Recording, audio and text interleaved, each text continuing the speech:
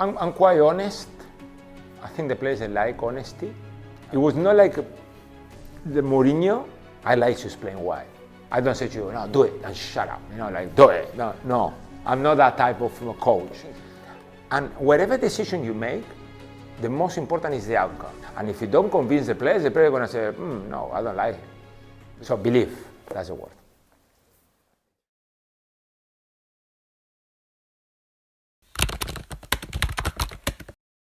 Okay, I'm Gus in England, Gustavo Poyet, Uruguayan. As you know, Uruguay is a very small country, a little bit bigger than South Korea, but we only are 3.5 million people, all football crazy. So my whole childhood it was around studying and football, all the time with the football with me. I was very lucky to achieve, a good position in Uruguayan football, who allowed me to go to Europe to play. First in France, where I was bad, no excuses, I didn't play well. Then very lucky to go to Spain and do very well and grow up as a midfielder in Zaragoza. To finish my career coming to England and playing 4 years for Chelsea and Spurs. When I finished my football career, I went back to Uruguay. No regrets, you go to your country with your family. But in Uruguay, life is very slow, and I am very energetic person. So I came back to England, all agree, my family happy, and I started my coaching career. First as an assistant, which was very good, one of the best decisions I made, and then as the main coach. And being the main coach, I've been everywhere in the world. I've been traveling everywhere, and very lucky to have beautiful clubs and magnificent cities to live in. So, and I'm still looking. I don't know for how long, but at the moment I'm fully focused on get my next challenge.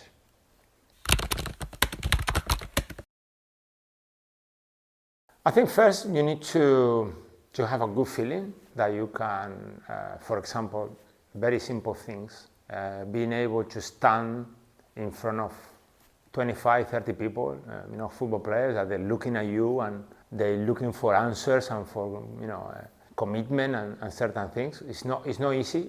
It looks simple, but you need to convince those players of what you believe. Then you have 20-something different personalities, so you cannot deal with every single one of them the same way.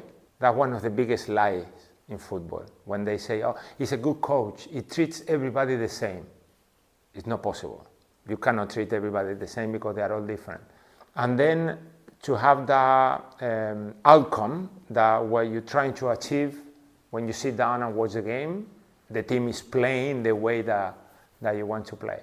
Now, you need to do your course. I think it's very important, the coaching course, because they teach you things that we all believe that we know, but we don't. For example, for me, the first 2 years in the coaching course, it was very important, the organizations, organization skills, that you think is simple. You go there and you write down, and it's a process.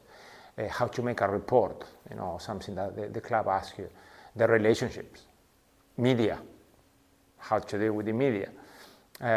So plenty of things. And then the pro license, which for me was outstanding. It was the best part, where you can have people tell you, their own experiences and how they deal with different situations and things that they're gonna happen, but you don't know why and how you're gonna deal. For my character, for my personality, being able to be an assistant manager with 2 different people, it was magnificent, because you are inside, you see decisions made by the coach, reactions by the players, but you are not involved. You understand? You are there and you can feel it, and then think, okay, if I was in that position, I would do the same or not, or I will deal with that situation in a different way. And because the 2 coaches, Dennis Wise and Juan de Ramos, they were so different, I had plenty of opportunities to learn from inside. So when I finished with Juan de Ramos and Spurs, I made the decision to be myself. I thought, okay, in England maybe I'm not going to get the Premier League, but I will get a championship club. Come on, I play for Chelsea. You think that you are good enough. I didn't. So I went down to the third division, League One, and I started really from the bottom. So it was a great process.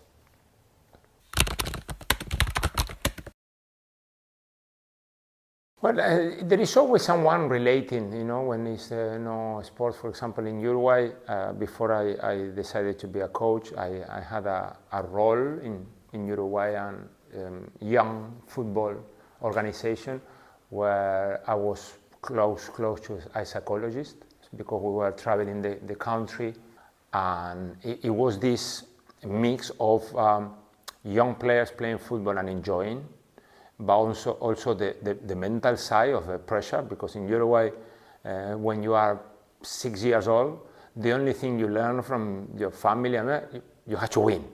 Not many times they say to you, enjoy, it's a win. So that put a little bit of pressure at a young age. So I worked together with this person, Gabriel Gutierrez, a psychologist, which I learned a lot. You are daily working with this. And then he also got involved in sports psychology, apart from normal, which was a great experience for me, especially because you see the relationships and the messages and the reaction from a different part, not only winning the sport and everything. So it was very good.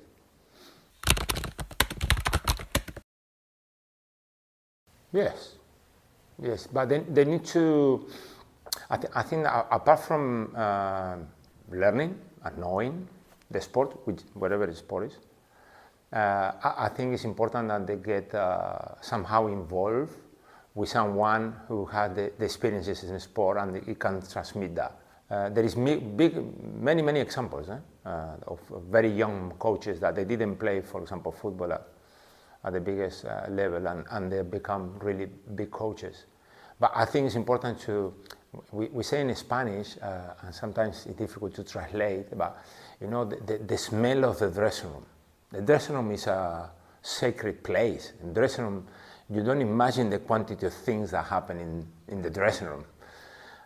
And when you haven't been there, for you to be there, then, there is things that happen that if you don't have the experience, you can make decisions, I'm not saying wrong, but based on your reaction, your feelings. Look, one of the biggest examples I have for any one of you, that if you are in sport or not, is when I was coaching in one of my clubs, I'm not going to give too many details, during a training session, one of the players throw a punch to another player.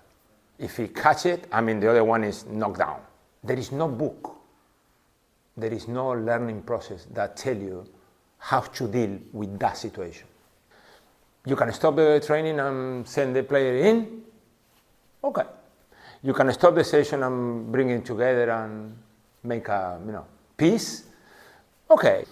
And whatever decision you make, the most important is the outcome. How the team takes your reaction or that action.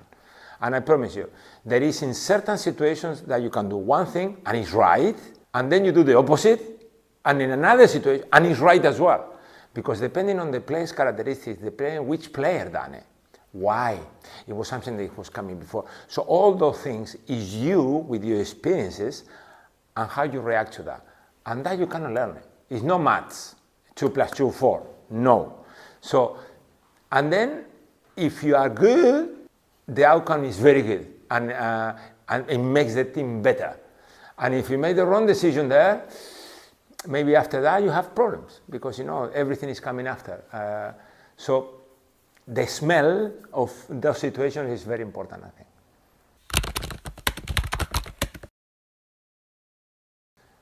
The most important in life, and sport is no different, is relationships. If you are with people, if you connect with people, if you talk to people, if you go to meetings, if you go to see someone, if you go and see training sessions, and if you go, and then with your personality and with your connection, maybe somebody said, okay, come with us, start down, but start, and then you're in. And then it's up to you, if you're good enough or not. So it's always a process, but you need to be connected. From home, sitting down, not having relationships, difficult. especially in sport where normally the people from sport go back to sport, no? But it's that, it's getting connected, it's getting relationship, it's learning, it's participating, it's asking questions. You know, maybe you are sitting one day in a conference and they say, any questions? And people sometimes look down thinking, not me, you know, like, don't look at me. Maybe that's the time that you need to ask a question, whatever the question is. And maybe someone is sitting in there and say, okay, interesting. And then you talk to him, and then, so you need to be getting in somehow. So being, we said, you know, step forward, don't hold, because if you hold, it's difficult. Because it's so many people, you don't imagine how many people call me weekly or every month, and they send me CVs, and if you need or if you want, you know, I'm available. I cannot have 20 staff, you know, you can have 4, 5, 6. But it's always being proactive. I think that's the main thing. There is certain places and certain levels in sport. When you walk into the dressing room, there is certain players that when they look at you, they want to look at you and say, okay, you know, he's there. It's like, I'm gonna listen, I'm gonna follow, because your first impression, your image, your personality is spot on. Then somebody else maybe walks in and it's a little bit more like, you know, like hiding. That doesn't mean that, you know, the first impression is bad or no, but then you need to show those players that maybe the first image is a little bit down, that you are important in the setup. You are not just there, you know, because whatever. For example, now I got my son working with me. Okay, my son played football at a very high level, made a decision to retire, and now he's working with me. Now, he's got a responsibility, and the players are going to be judging him if he does his job well. No looking at him, he's the son of the coach. You know, like, he's there because he's there. So he needs to do his job well, because if not, he loses. Because he, you know, he's not going to create that relationship with the players or that trust with the players. So inside your job, you need to be, like you say, proactive and participating. Then, obviously, respect the coach or the people hired, you know.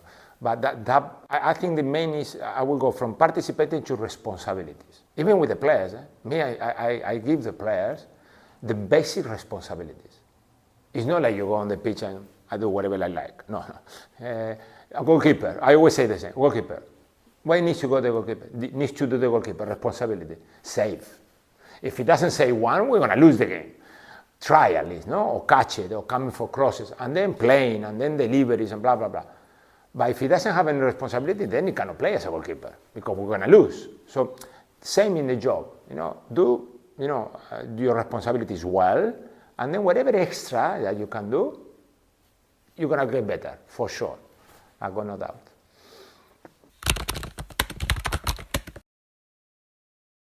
I would say believe in yourself. If you cannot convince me, sitting in here, that you want to be part of something, it's difficult that you're gonna, you know, come. And when you believe in something, it's the coach is the same. When you talk to the players and tell the players how you wanna play, the players need to be there thinking, let's try it, because, you know, it's convincing me, or it got sense, or it got a reason, and that kind of situation is you know, it's you convincing people that what you want to do is correct. So for that you need to believe it. I never see someone who, I'm making an example, I don't know, taking to football. If you are a coach that likes to play football all the time, and you every day you talk, play, and you train, play, and then one day you go and you say, kick it long. The players are gonna go, hello, what happened? You know, like, we've been training for 1 year, passing the ball, and now we need, you know, and the reason is, why? What that change? And if you don't have the answers to say why, and if you don't convince the players are going to say, no, I don't like it. Because he was trying to convince me 1 year about one thing, and today he wants, you know, the opposite. I like to explain why. I don't say to you, no, do it, and shut up. You know, like, do it. No, I'm not that type of coach. And it's interesting because when I was a player, I didn't know. You just train. But then when I became 30, 31, and I had a player next to me, rest in peace, Gianluca Vialli, and one day was my teammate, and the next day was my coach. That maybe it can happen to me. So then I started paying attention at why he said this, why he changed it. You know, and I started like thinking as a coach. But until then, I didn't have a clue. So believe, that's the word.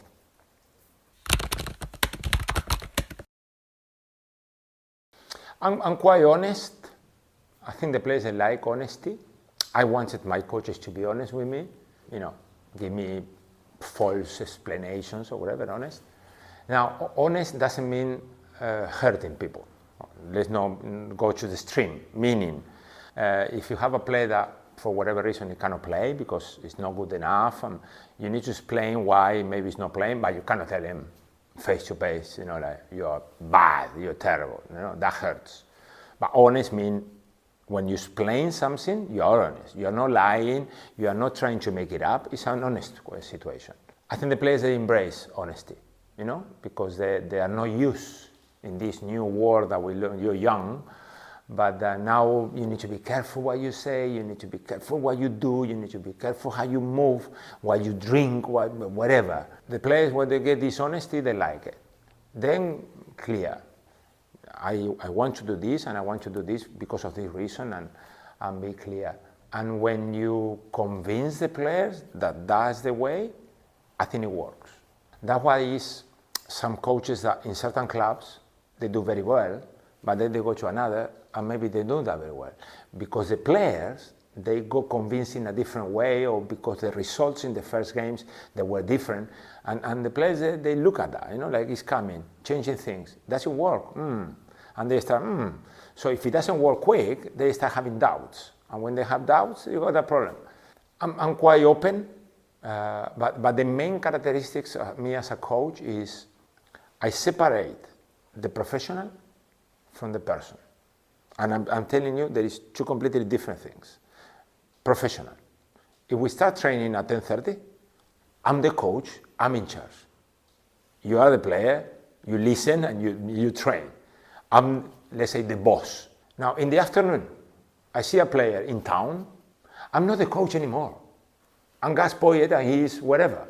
And he doesn't need to be like, oh, coach, how are you, coach? Like, nervous because the coach. No, we are people. And then we talk about family, we talk about life, we talk about, like in England, the weather. And so I separate the person from the player. And I try to make sure that the player understands that. For example, for the player to perform, the person needs to be happy at home. He needs to be comfortable at home. His family needs to be right. He needs to be, you know, in the right neighborhood, not having any issues, all the less. So you help the person to be a better player. If you don't, then the player is coming to training with many issues that is going to affect the performances, okay? So, but that's natural on me because it's my character, okay? So it's, and that in the national team level is easier because you don't see the player. The player is at the club. So your relationship with the player is over the phone. And like I said to you, it's not training. So I'm not in charge. We're people. So we're talking like normal people. Then when they get to the training, the week, international week, then I'm the boss. Now we're training. It's not the phone call is over. You know, like, and I think the players, they like that kind of coach person. You know, like separate as well.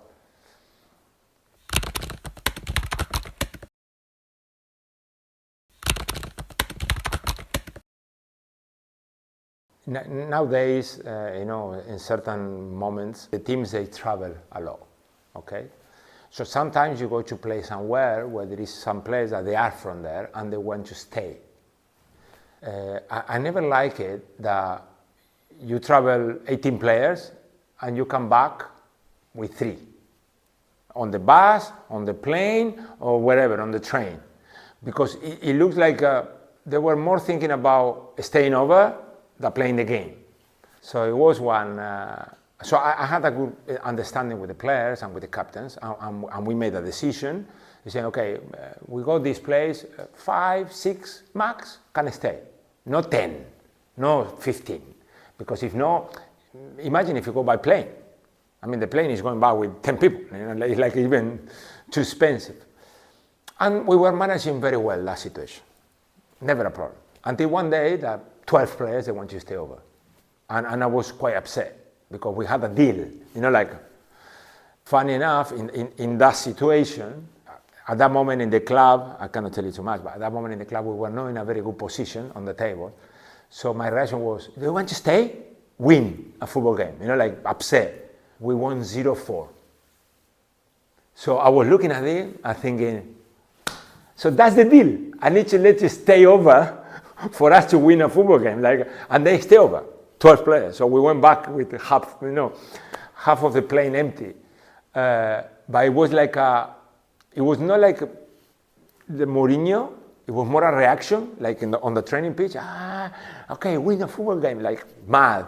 And then we won 0-4. So it made me think, maybe I need to start challenging the players a little bit more. But it does happen in a different way, not publicly, but sometimes with a player, you say something to a player, oh, you never score. Come on, if you score, I'll give you a day off. And the player goes and scores. It's that kind of situation. But it's depending how you manage it. The problem now is everything's coming out. In my times, nobody knew nothing about the dressing room. It was all secret, it was sacred. But now, yes, you can say. There is many issues, there is different ways, there is certain situations, there is, because you're a group, and when it's a group, there is, interchange of opinions, of challenges, of different things, I think most of the time nowadays is with the day off, the extra day off, no day off. The players, they try to be nice and clever, asking for a little bit more, and you say, okay, let's win. If we win, like that kind of. No, in my career, no, but it was not bad deal from Mourinho.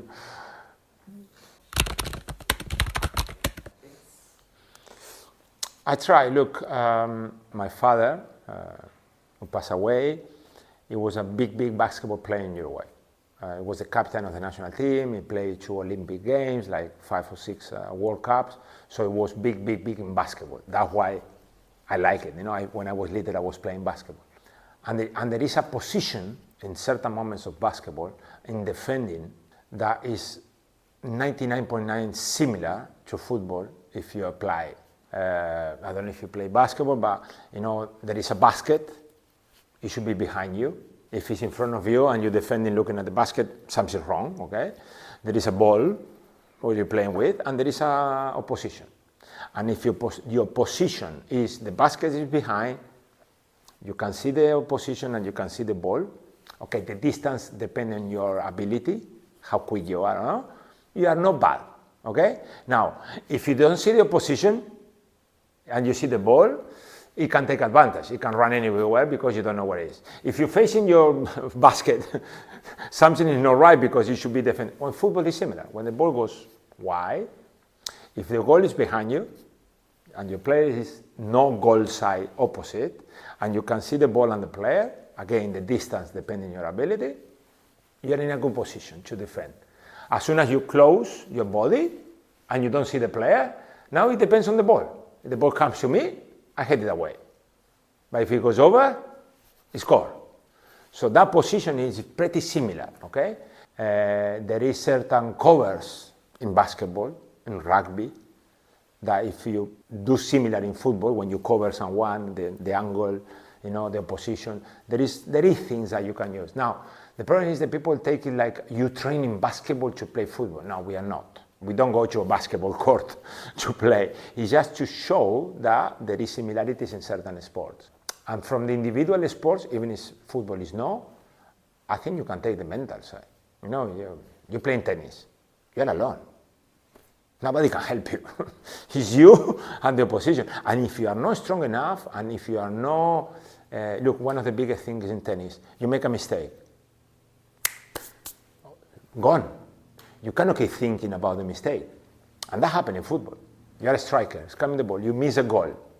That's it. The quickest you put it away, the better for next. If you start thinking, oh, I miss. Now the next is and that's why the biggest players, they miss 1, 2, no worries, they will score. And the other ones, when they miss 1, they miss 25 because of the mental side. So there is certain things, but without exaggerating. It's a different sport.